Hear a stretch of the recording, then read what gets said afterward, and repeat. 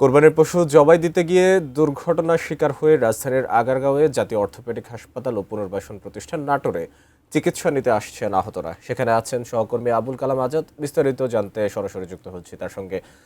আজাদ, কোরবানির পশু জবাই দিতে গিয়ে কি পরিমাণ আসলে মানুষ আহত হয়েছেন এবং কি পরিমাণ মানুষ চিকিৎসা নিচ্ছেন সেখানে সব মিলিয়ে জানাবেন আমাদেরকে। ধন্যবাদ আপনাকে।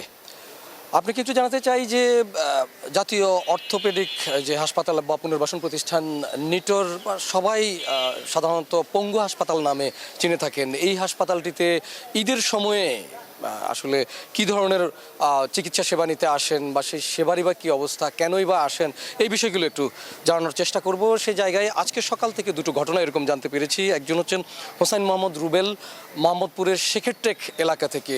তিনি এসছেন ঈদের পেশায় মাংস ব্যবসায়ী হলেও ঈদের প্রথম দিনই তিনি আসলে যে কাজগুলো করতে চেয়েছিলেন পশু জবাই করে এবারের ঈদ উদযাপন করবেন, সেই জায়গায় একবারে প্রথম যে গরুটি তিনি জবাই করতে যান সেখানকার একজন বাসিন্দার গরুর দৌড়ের সঙ্গে হোঁচট খেয়ে তার ডান হাতটি দুর্ঘটনার শিকার হয় এবং তার পরবর্তীতে আজকে ফলো আপ করবার জন্য এই পঙ্গু হাসপাতালে আসেন। এখানকার চিকিৎসা সেবা পেয়ে সন্তুষ্টিও প্রকাশ করেছেন। 15 দিনের মতো সময় লাগবে। আরেকটি ঘটনা একটু আপনাকে জানাতে চাই।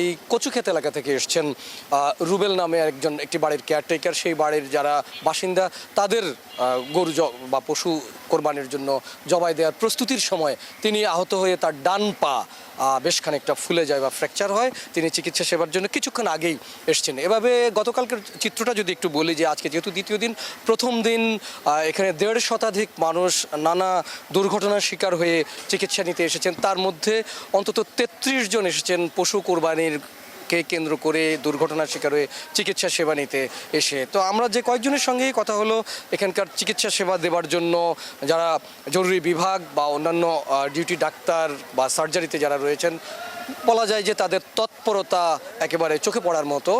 এখন পর্যন্ত তারা সেবা দিয়ে যাচ্ছেন।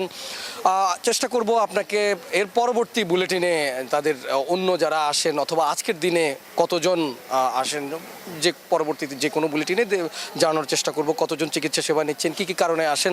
শুধু এই ঈদের পশুকে জবাই দিতে গিয়েই এই দুর্ঘটনার শিকার হয়েই নয়, কেউ মোটরসাইকেল দুর্ঘটনার শিকার হয়ে, সিএনজিতে বা অটোরিকশার দুর্ঘটনার শিকার হয়েও এই ফাঁকা ঢাকায় তারা যে দুর্ঘটনার শিকার হচ্ছে তারাও চিকিৎসা সেবার জন্য এই পঙ্গু হাসপাতালে আসেন। তো এখনকার মতো এই ছিল আমার কাছে সবশেষ।